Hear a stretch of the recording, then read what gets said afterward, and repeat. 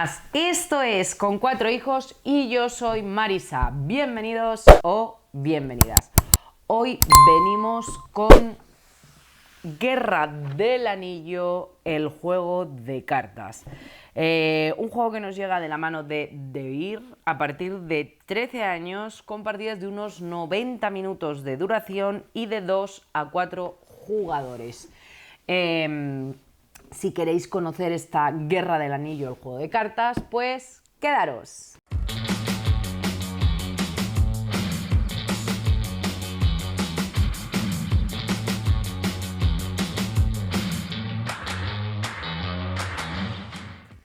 Las cosas se mueven en el lejano oeste, más allá del mar interior, según las noticias, y en el norte, y en el bosque negro, y más lejos aún, y en el sur, en Arán. Y ahora todos los reinos tendrán que pasar por la misma prueba: resistir o sucumbir bajo las sombras. Esa es la premisa que se nos presenta este juego de Guerra del Anillo, el juego de cartas. Vamos a cambiar de cámara, os explico cómo se juega. No es complicado de jugar, es más difícil casi el manual, lo que tardas en leerlo, que una vez que ya lo has interiorizado, cómo se juega. Os hablo del cómo se juega y luego os cuento mi opinión personal sobre el juego, los pros, los contras que le hemos podido ver y todas esas cosillas. Así que cambio de cámara. Bueno, pues aquí tenemos Guerra del Anillo, el juego de cartas. Aquí tengo desplegado un poquito los componentes. Es un juego de cartas. Vamos a tener 60 cartas de pueblos libres. Son dos mazos totalmente diferenciados. Luego tenemos otras 60 cartas de sombra, las 4 fichas de anillo, que tendremos una para cada mazo. Tenemos cartas de ayuda, la carta de ayuda de los pueblos libres, la carta de ayuda de las sombras. Tenemos este tablero o esta carta de orden de turno, el marcador de orden de turno, la ficha de jugador inicial, que se cambia dependiendo si el jugador inicial o el jugador que está haciendo el jugador inicial en ese momento es el pueblo libre o las sombras. 7 campos de batalla de pueblos libres, 7 campos de batalla de las sombras. Y luego tenemos 27 sendas que están numeradas. Tenemos 3 sendas del 1, 3 sendas del 2, 3 del 3, así con todas. Entonces, bueno, luego tenemos también fichas de corrupción, las fichas de combate y, bueno, la preparación sería un poco similar a la que estáis viendo, pero mucho más esparcida. Habría que dejar mucho más espacio de juego porque los jugadores necesitan mucho más espacio de juego. Lo primero que tenemos que hacer a la hora de jugar es seleccionar el escenario que vamos a jugar. Si vamos a jugar el escenario de la trilogía, que es el que está aquí preparado, o luego hay otro escenario y en el que se hablan las reglas, que sería la base del juego, y luego hay otro escenario que es el del duelo, que está preparado para 2 o 3 jugadores. En principio aquí vamos a hablar sobre el escenario de la trilogía, aunque luego os cuente un poco las diferencias con el escenario del duelo. Una vez que tenemos claro que vamos a jugar ese escenario, preparamos los mazos de los jugadores. Como os he dicho, hay 4 mazos, 2 de los pueblos libres. Tendríamos uno de Frodo, que lleva a los enanos, los hobbits, Rohan y magos, y tendríamos otro de Aragorn, que lleva a Dúnedain y los elfos. Y luego tendríamos los de las sombras, que tenemos al rey brujo, que lleva a las zonas de Mordor, y luego tenemos a Saruman, que llega a Isengard, monstruos y los hombres del sur. Bueno, pues cogeremos las cartas si tenemos las cartas mezcladas y simplemente tenemos que poner en cada mazo las que corresponden, y así de esa manera crearemos los mazos. Tomamos todas las cartas de la facción adecuada y barajamos pues cuidadosamente para que queden bien barajadas. Luego tomaremos un anillo y la carta de ayuda. El jugador Frodo en este escenario será siempre el jugador inicial. Tenemos que dejar, como os he dicho, suficiente espacio porque aquí iría el mazo de cartas que está colocado en el medio. A la derecha iría la pila de descartes que van boca abajo. Las cartas que se descartan las vamos a ir colocando aquí en esta zona boca abajo, y en la parte de la izquierda iremos colocando las cartas que son eliminadas. Estas cartas se colocan aquí también boca abajo y en la parte de la izquierda. Estas cartas no vuelven a la partida, pero necesitamos también por arriba una zona de reserva, cartas que están jugadas en la reserva. Y luego en la zona común pues vamos a dejar los mazos de senda, las fichas del combate, y bueno, pues tenemos que dejar también una zona a cada equipo, por ejemplo pues aquí y allí, donde vayamos dejando las cartas de los campos de batalla que vayamos ganando para ir haciendo el recuento de los puntos. Eso es importante. Para empezar a jugar, todos los jugadores van a robar 7 cartas de su mazo, 3, 4, 5, 6, 7, cogerán 7 cartas, y de esas 7 cartas tendrán que seleccionar y dejar 2 en descartadas. Se quedarán con 5 cartas y luego 2 las descartan. Bueno, pues ¿cuáles? Pues las que ellos consideren que de momento no le interesan. También tenemos que fijarnos, bueno, pues porque algunas cartas, por ejemplo, esta se puede jugar entre los escenarios 6 y 9, o esta entre los escenarios 5 y 6. Tenemos que ver un poco pues en qué escenarios, cuándo se pueden jugar, qué cartas nos quedamos, cómo las combinamos.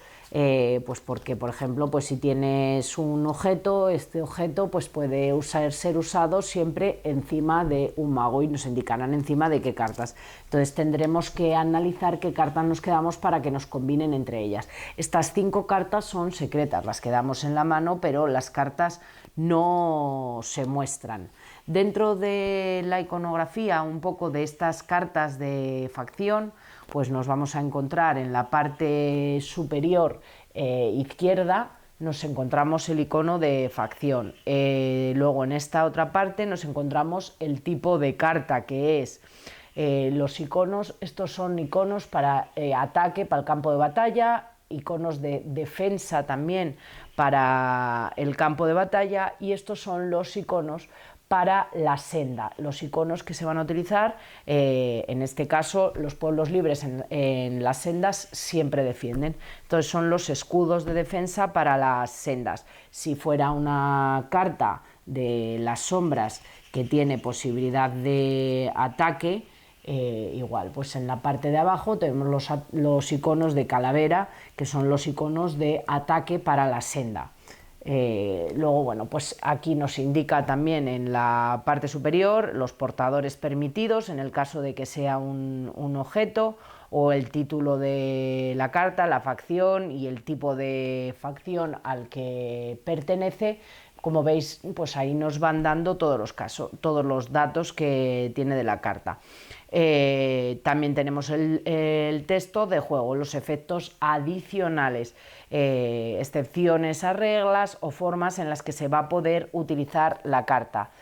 La negrita en el texto de juego se utiliza para indicar que el texto se aplica en un momento determinado. En esta en concreto no hay, pero en algunas, como veis, tienen un texto en negrita, y eso quiere decir que los efectos de esa carta se aplican en un momento determinado. Y luego también tienen como un texto de ambientación, no tiene relevancia en el juego, pero tienen ese texto de ambientación.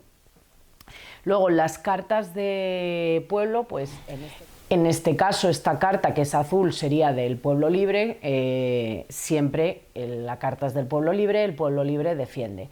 Entonces en la parte superior pues vamos a tener los iconos que tiene de defensa, los iconos de la facción defensora. Estas facciones son las que pueden defender este campo de batalla. Solamente esas dos facciones son las que van a poder aportar nuevos iconos al campo de batalla. Luego, bueno, pues tenemos el título de la carta, el texto de activación también, que nos da un texto determinado que nos dice algo, y estos son los iconos de la facción que puede atacar.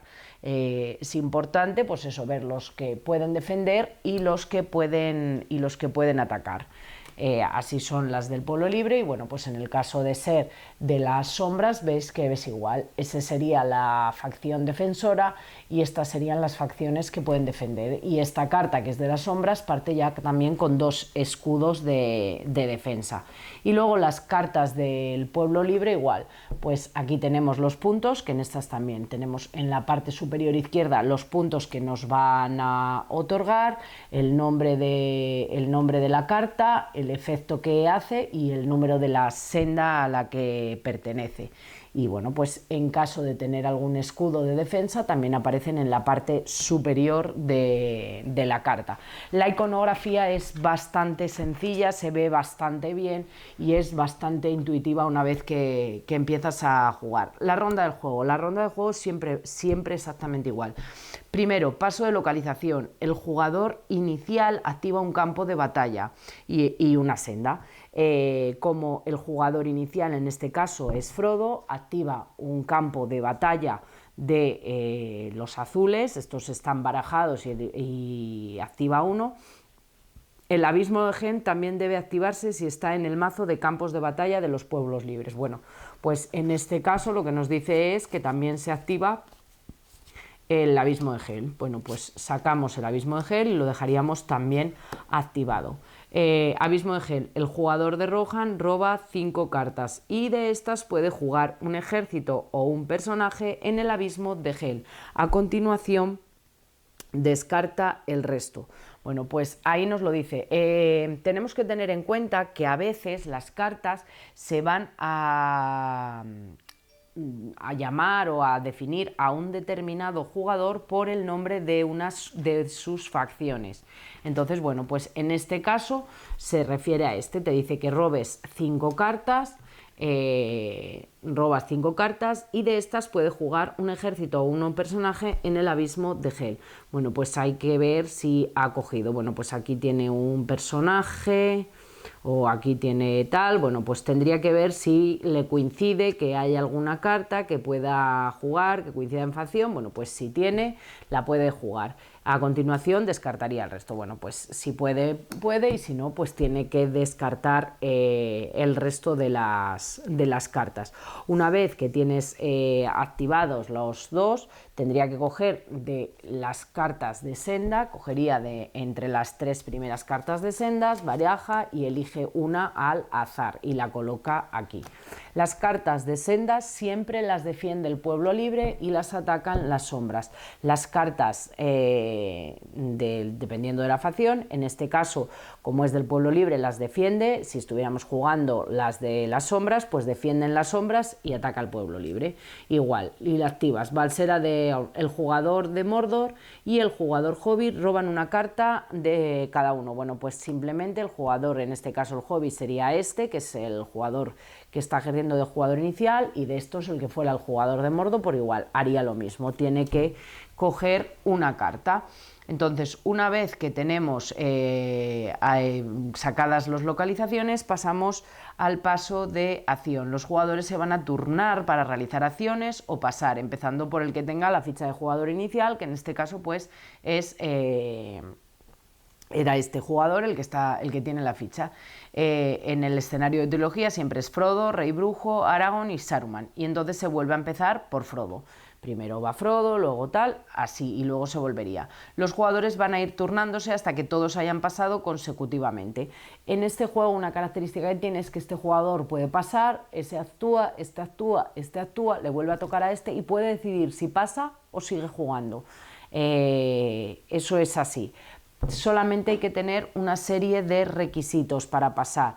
En un principio el límite de mano es 2, podrías pasar si tienes 2 cartas o si tienes menos cartas que el resto de los jugadores. Si tienes más cartas que el resto de los jugadores no puedes decidir pasar. Entonces, bueno, esa es un poco la diferencia que tiene con otros, o sea que tú puedes pasar en un momento determinado y luego puedes decidir volver a actuar. Las acciones que vamos a poder hacer, bueno, vamos a poder jugar una carta. También tiene una peculiaridad respecto a otros juegos. Cada vez que jugamos una carta tendremos que mandar al descarte inmediatamente otra carta de nuestra mano. Entonces, si yo ahora, por ejemplo, imaginar que voy a jugar esta carta, voy a jugarla como, voy a jugar esta carta, voy a jugarla como defensoras. Rohan es un ejército. Los ejércitos se pueden jugar en los campos de batalla, pero nunca se pueden jugar en las sendas. En las sendas solamente se pueden jugar personajes. De hecho, veremos que no tendrán escudos de defensa de sendas. Entonces, bueno, pues imaginar que yo voy a jugar esta carta, me cumple que es facción que puede defender, juego esta carta, la voy a jugar ahí. En el momento que yo juego esta carta, pues voy a tener que descartarme de una. Para poder jugar una carta tengo que descartarme de una obligatoriamente. Puedo jugar un ejército, también podría jugar, por ejemplo, un personaje, como si fuera este personaje. Cuando vienen acompañados de un círculo, quiere decir que para jugar esta carta tiene que ir y que tenga fuerza o que tenga defensa, tiene que ir acompañados de ejércitos. Luego a mayores tienen determinados efectos y esta te dice: Eowyn, al jugar esta carta a un campo de batalla, puedes elegir a un personaje Nazgûl de ese campo de batalla y eliminarlo. Al jugar esta carta a la reserva, puedes tomar a Merry o a Pippin de tu pila de descartes. Bueno, pues dependiendo dónde esté, la jugarás en un sitio o en otro. Imaginar que yo la juego en la reserva. Bueno, pues simplemente miraría si tengo a Merry o a Pippin en nuestra pila de descartes, y si fuera así lo podría tomar. En este caso no lo tienes, pues no lo puedes.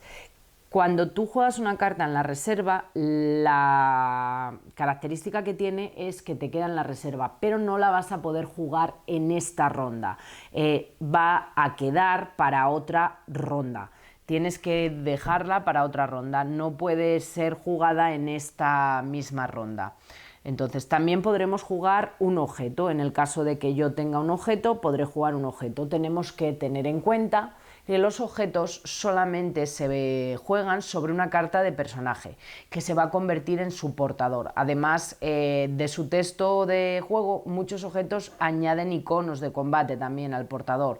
Un objeto solo puede jugarse en uno de los portadores indicados en la carta y el portador ya tiene que estar obligatoriamente en el juego. O sea, este es un hacha enana y solo la podré jugar si tengo enanos en juego. Si no, no voy a poderla jugar. Por eso os decía al principio que la selección de cartas que hacemos es muy importante, porque yo solo voy a poder jugar este hacha de enano si tengo un enano en juego. Si no tengo ningún enano, al final la carta no me sirve para nada. Me sirve, por ejemplo, pues para poderla descartar.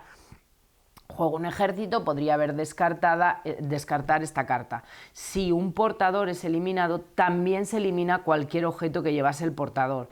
Y si el portador se descarta, también tenemos que descartar cualquier objeto que lleve. Y no se pueden transferir a otros portadores. O sea, yo no puedo pasar este hacha a otro enano ni ninguna cosa de ese tipo. Entonces, bueno, eso sí es importante tenerlo en cuenta a la hora de seleccionar, pues eso, las cartas con las que nos vamos quedando. Otras acciones, bueno, también voy a poder descartar, pues podré descartar una carta de la mano colocándola boca abajo en nuestra pila de descartes. Es poco normal que quieras hacer eso, pero en algunas ocasiones pues puede ser necesario, porque necesitas pasar, porque te interese, porque no puedes. Bueno, pues es una opción que tienes, la de descartar. Otra acción que tienes es mover un personaje o un ejército que esté en la reserva a una senda, a un campo de batalla que esté activo. Bueno, pues si no lo he sacado en esta ronda, pues puedo moverlo, puedo mover un personaje. Imaginar que este está puesto de aquí, pues podría moverlo es un personaje o bien a una senda o bien a un campo de batalla en otro momento. También puedo renovar la mano, puedo eliminar dos cartas de mi mano, con lo cual tengo que mandarlas a la parte donde quedan eliminadas, no al descarte, y robar una, bueno, pues no es una acción tampoco que sea muy rentable, pero puede ser necesario, que necesites eliminar 2 cartas porque estés totalmente bloqueado, no puedas hacer nada y necesites robar uno. Y también podríamos utilizar una ficha de anillo para robar cartas. Esta ficha de anillo, si no la utilizo durante la partida, al final de la senda 9 valdrá un punto. Si antes la necesito utilizar, simplemente la voy a descartar y me va a permitir robar 2 cartas. También voy a poder utilizar una acción para resolver el texto de una carta en juego. Hay cartas que, bueno, pues por ejemplo, imaginar que tengo jugada esa carta ahí, te dice si está en una senda puedes utilizar tu acción para activar una senda del número siguiente. Nunca puede haber 2 sendas, y esto también es importante, que nunca puede haber 2 sendas en juego a la vez. Si yo tengo que activar una senda del número siguiente, tengo que resolver antes esta senda. Resuelvo esta senda y luego podré activar una del número siguiente. Una vez que la senda del número 1 ha sido resuelta, las cartas que han sobrado y que no se han utilizado las quito y me quedarían pues 3 del 2 y tendría que coger una de las 3 del 2 al azar. Entonces, como veis, el funcionamiento y las acciones son bastante sencillas. Así vamos a ir jugando todos cartas hasta que ocurra, como os decía, que simplemente pues tengamos jugadas cartas suficientes, jugará este personaje, jugará este, luego jugará también pues la otra parte. Imaginar que juega la otra parte, va a ir jugando cartas y bueno, pues simplemente va a ir jugando cartas y cuando todos los jugadores decidan pasar, entonces pasamos al siguiente paso, pasamos al combate. Se resuelven los combates en los campos de batalla activos y en la senda que está activa. Tenemos que comprobar qué bandos son los que han conseguido la batalla. Entonces, bueno, por ejemplo, si vamos a resolver en la senda, yo aquí he jugado 3 más 1 que tenía, tiene 4 de defensa. Como 1, 2 y 3, eliminamos todos los símbolos, estas cartas serían eliminadas. Esta, que también la he utilizado para defender, también es eliminada y yo ganaría la senda. Esta senda me la llevo aquí y cuando pasemos a puntuar me dará un punto. Si en lugar de esto hubiera pasado esto, que yo no hubiera jugado ninguna carta de defensa en la senda y el otro jugador hubiera jugado 3, pues tiene 1 de defensa, esta carta es eliminada y gana por 2 de diferencia. Entonces, en este caso, este jugador pone la carta boca abajo y selecciona 2 marcadores. Él lo que puntúa es por diferencia, entonces selecciona 2 marcadores. A él esta carta le dará 2 puntos. Entonces, bueno, en la zona que hayan designado para la puntuación irán acumulando ahí todas las cartas. Así es como miraremos quién es el ganador de la senda. En los campos de batalla pues ocurre parecido. Lo que vamos a evaluar es lo de arriba. Contamos el número de espadas del jugador que está atacando. Cancelamos el número de espadas suficiente al número de iconos de defensa. En este caso hay 2 espadas. Aquí tengo 2 de defensa, podemos cancelar, estas son eliminadas y cancelamos esas 2. Esta, como no la he necesitado utilizar, simplemente la mando a los descartes y yo, este jugador, el jugador que está jugando con los pueblos libres, ganaría esta carta que le va a dar 2 puntos al final de la partida. Y esta exactamente ocurre igual. Cancelamos el número de iconos de ataque con el número de iconos de defensa y vemos quién es el jugador que va ganando. Si el defensor puede cancelar todos los iconos de batalla, gana automáticamente el defensor. Si no puede cancelar todos los iconos, ganaría el atacante. En este caso le pasa lo mismo, que cancela todos los iconos, esta carta es eliminada y el jugador de los pueblos libres ganaría esta carta. Como os decía, tener en cuenta que los personajes que llevan este circulito son personajes líderes, que son poderosos, son iconos que se representan que son de liderazgo. Pero para que cuente en combate, el personaje va a tener que tener un ejército de la misma facción apoyándole en el campo de batalla.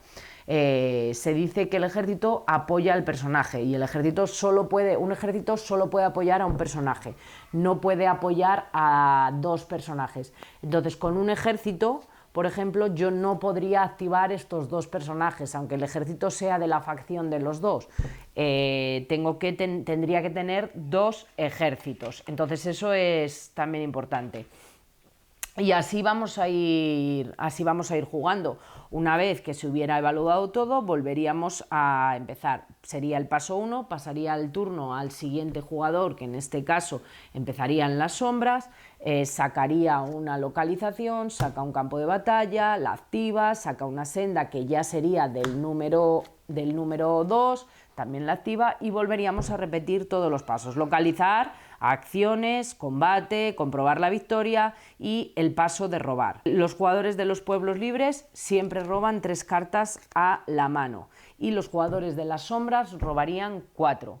Entonces, bueno, pues así vamos a ir jugando. Cada campo de batalla en la zona de puntuación de nuestro equipo va a valer tantos puntos de victoria como el número impreso en la parte superior izquierda, como habéis visto. Esos serían los puntos, y las sendas en las zonas de puntuación de los pueblos libres valen los puntos de victoria igual que nos indiquen en la parte izquierda, y en cambio en las sombras obtienen los puntos de victoria en función del número de fichas de corrupción, que son estas fichas que haya ido consiguiendo, que las va a conseguir por diferencia la diferencia que vaya obteniendo entre los ataques y la defensa. En este escenario, en el de trilogía, cada ficha de anillo que tengamos sin utilizar, como os dije, cuenta un punto de victoria para el equipo. Si en algún momento la diferencia que hay de puntuación, lleváis controlada la puntuación, es de 10 o más, el equipo con esa puntuación ganaría. Si no, al final de la senda 9 se va a hacer la puntuación y el equipo que tenga más puntuación sería el ganador de esta guerra del anillo. Como os decía al principio, este es el escenario de trilogía. Ahí existe otro escenario que es el de duelo de 2 jugadores, específicamente para 2 jugadores. Se prepara y se juega un poco más rápido que el escenario de trilogía para jugarlo con 2 jugadores. Pero no es exactamente igual. Un jugador va a jugar con Gandalf, con los pueblos libres, juntaría los 2 mazos y juntaría todas las cartas, y el otro es el rey brujo, juega con las sombras, con todas las cartas de las sombras, tiene que unir todas las cartas. El jugador de Gandalf, el jugador de los pueblos libres, tendrá 4 cartas y el jugador del rey brujo robará 6 cartas. Aquí no se descarta ninguna. Si recordáis un poco al principio, aquí cogíamos 7 cartas y de esas 7 descartábamos 2, con lo cual empezábamos con 5. En este caso no. Gandalf va a robar 4, se queda las 4, y el jugador brujo va a robar 6 y se queda las 6. Y la ficha del anillo también es distinta. Cada jugador va a empezar con una ficha de anillo que puede utilizar una vez por ronda. O sea, eso es importante, una vez por ronda. Es que es muy diferente. En el otro era una vez en toda la partida, en este es una vez por ronda. La puntuación de la senda después del combate, una senda, el jugador de Gandalf solo coloca la senda en su zona de puntuación si el total de iconos de defensas supera al total de iconos de daño. Si hay el mismo número de iconos, ninguno de los 2 bandos va a recibir los puntos de victoria. Y luego otra cosa también que hay importante a tener, cuando pone cada jugador, cuando un efecto del juego o un texto de activación de una carta, claro, porque casi todas las cartas tienen texto, nos va a decir cada jugador de los pueblos libres o cada jugador de las sombras hace algo, tenemos que seguir las instrucciones 2 veces. Si una carta establece que cada jugador haga una o más de estas acciones, pues simplemente tendremos que hacer una vez la acción y volver a repetir la acción. Como tenemos los dos mazos unidos, lo que es como si lo hiciéramos las dos veces. Pero bueno, es un poco las diferencias principales que nos vamos a encontrar en este modo de 2 jugadores. Luego hay otro que hay algunas pequeñas diferencias también a 3 jugadores, pero yo ese no lo he probado. De todas maneras, ahora sí, bueno, cambiamos de cámara y os cuento las conclusiones sobre la Guerra del Anillo, el juego de cartas. Guerra del Anillo, el juego de cartas. Bueno, yo tengo que decir que el tema del Señor de los Anillos me llama bastante, me gusta.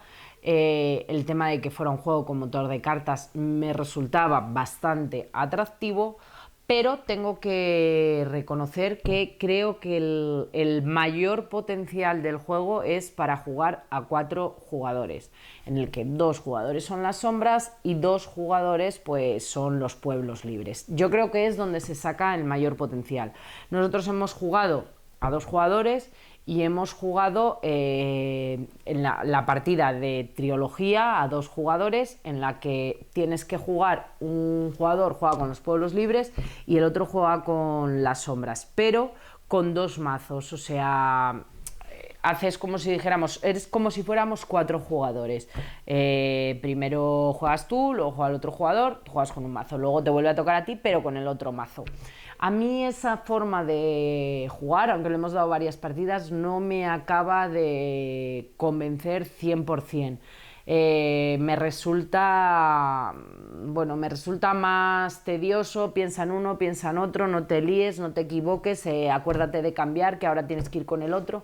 Y hemos jugado con la forma que viene también para jugar a 2 jugadores, en las que unes el mazo de sombras, unes los 2 mazos del pueblo libre, y lo único que tienes que tener, básicamente lo más importante que tienes que tener en cuenta, es que cuando te dice que tienes que hacer algunas acciones, tienes que hacerlas 2 veces.